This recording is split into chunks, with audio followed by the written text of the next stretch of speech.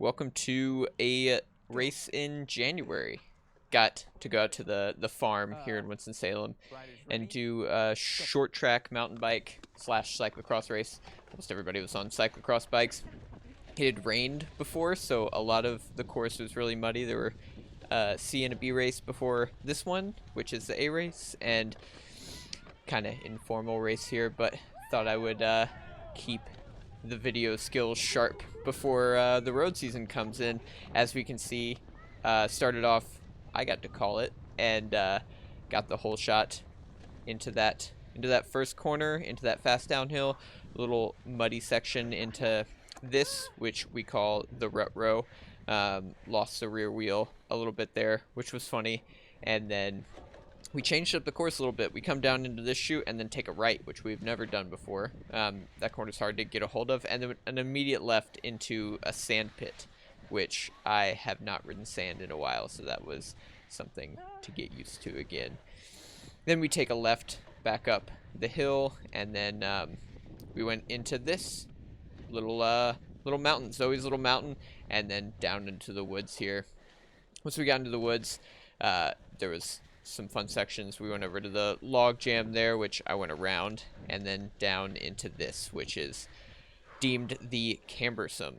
There's this little chute, lots of ruts on the inside, and then we go up this muddy climb, which it was muddy this day, and I did not get enough speed into it, so had to run the last little section and then hop back on. Hamblin and CJ were back there behind me, riding pretty strong. I did kind of want to ride with them, so I took it a little easier, got a little more recovery on the flat sections. Right there that I just went over was a little like table that we crossed through the woods, which is also a new feature, and then did a few little turns into this log section, which the logs were super muddy. They're not that tall, but they do definitely make you jump over some stuff into mud. And then this is a new section as well, very rooty because it's newly cut, and it is on the side of this water bar, something like that. This is the part where you do want a mountain bike, but we were not on one. And some rocks there into that left-hander, following that into the woods here. Very tight section back here. I've taken a mountain bike back here, and it is super tight for those bars, but you have to maneuver around all this muddy stuff because it has been freezing and getting rained on. There's that stick on the inside, which we'll see some more pretty funny moments here. We're still on the first lap, so I'm trying to figure it out. I had done one lap before, but all of these corners are pretty fresh in my mind. That one specifically was really holding me up. And then after that one, we took a left onto the dam, and I would take this far inside right line, which you can see is off the beaten path, but I liked it more. It was a little risky. There's a stump there because it's newly cut. There was trees up top, but after that, we go up this single track hill, and it was quite muddy. There were some sections you could slide out. Had a few fans out there watching us go over the logs. Was progressively getting more comfortable with that after being on the road bike for so long. And then into the woods again, that next lap. Hit the dam again. Everything was going pretty well. I was riding pretty smooth. Heart rate's in check. That's like my tempo heart rate. So it was pretty nice. And it was a gorgeous day. It was like 50 degrees and sunny in January, which was awesome. Had a nice log section here. Finally got to go over it. Hamlin had pointed out that there was that like berm on the outside, so I started taking that for fun. And then into the rut row here. I was trying to ride it every time, and I did get up at this time. I'm still on my bike here, going real slow, and then just barely made it up. Not sure that was faster at all than if I had hopped off, but made me feel a little bit better about myself. That part, I jumped over the table a little bit too far and just landed on flat, and then had to set up again for that next corner. Haven't raced a cross race without gloves on in a really long time, so that actually, it felt nice. I crashing was interesting without having gloves on. I always wear them mainly for that purpose. This lap got a little hairy, so my front tire is starting to go a little low in that last section, deemed the rut row. I could feel it fold over there, and then coming into this, oh, it grabbed. The guys had seen me almost eat it into that corner because my tire was folding over. It's running pretty beefy mud tires. I have not changed these wheels since Nationals just because I didn't want to touch that bike for a little bit. And these corners back here, the tire maybe has like 10 psi in it, maybe less. So really trying to be ginger on it into this next section. We do have a pit, but I had asked Alicia, who was helping to run the event, to put a pump in there because it's technically a mountain bike race, so you don't change bikes. There's no pit bike. I just rode my bike here from my house, so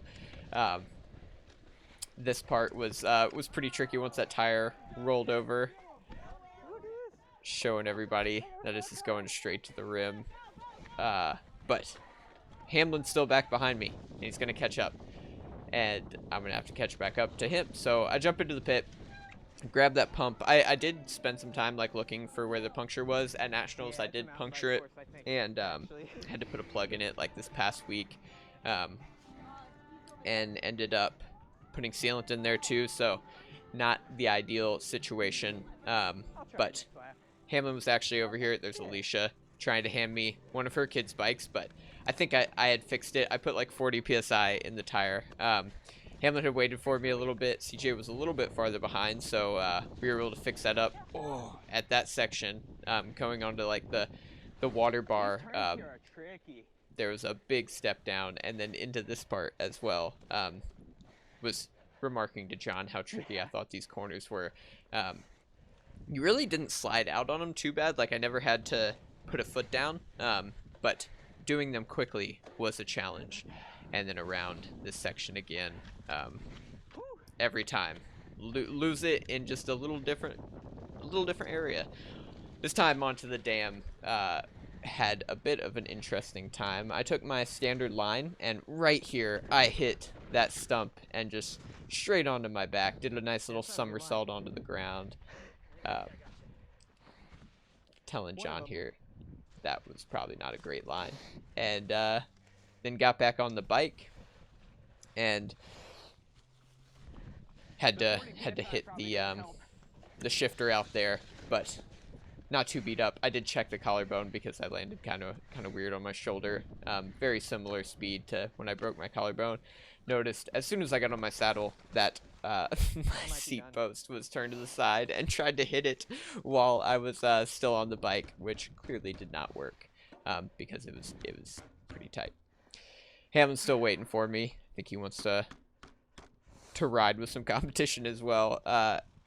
I'm taking my time. At this point, I was kind of thinking, like, I don't really want to do this race anymore. But everything was fine. Got the bike back together.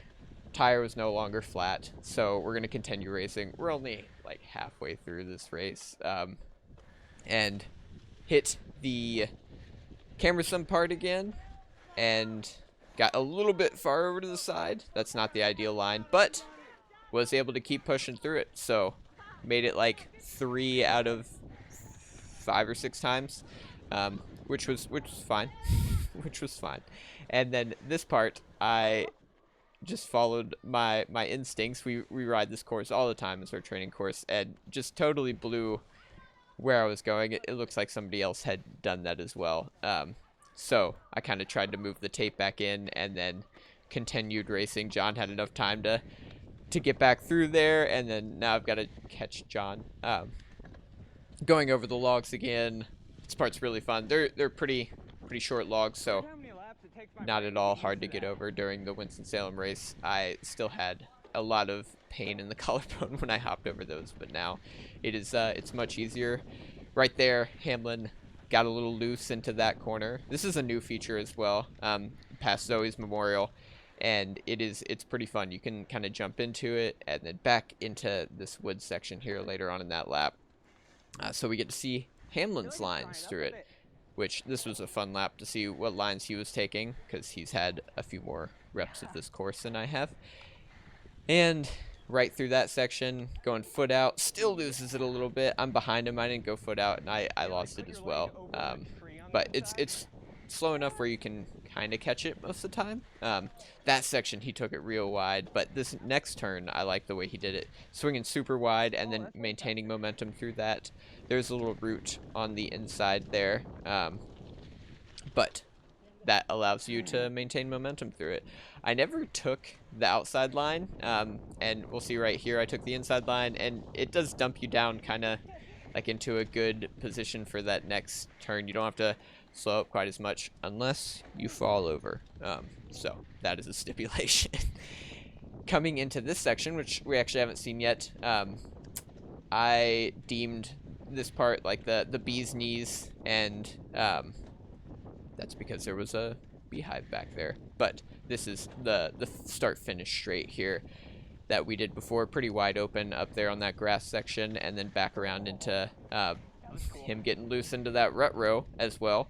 A lot of this course is pretty fun to just slide that rear wheel out, and then on the sand section, which I really do like sand, I was able to power around John there, and we ended up catching Zach Lale, one of the beasts of a local rider.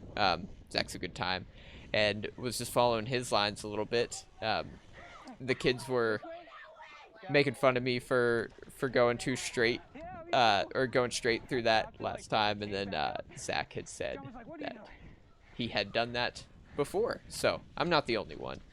Made it over the logs, and then Zach actually takes a pretty cool line here through the top of that, like right over the grass there. I told him I thought that was a cheeky line, and I tried it the next lap, which you're gonna see. Came through this section a little loose and almost hit that pole protector.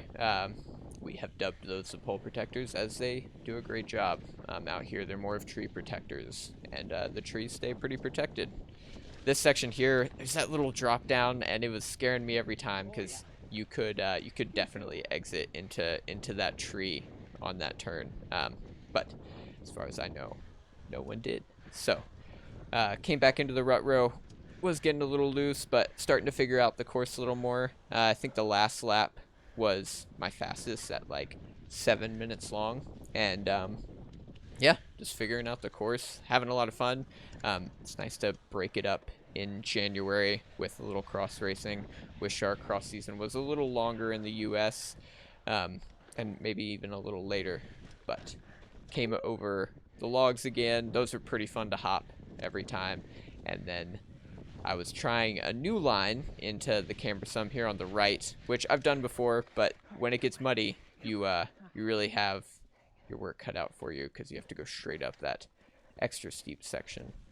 Did not make it that time.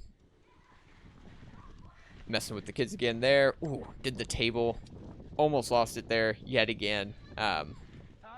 But starting to figure out the lap, and have like a lap and a half to go here. So jumping into the woods section, barely made that tight turn. Never really got a flow back here, but then this section up that single track, that's uphill, and I was sliding out, so I must have been pretty good and tired. I'm just gonna let this this lap play out, so you can watch the full lap if you'd like. Thank you everyone for watching. Please subscribe if you liked it, but if you're on the trainer / just want to watch this whole lap, please enjoy.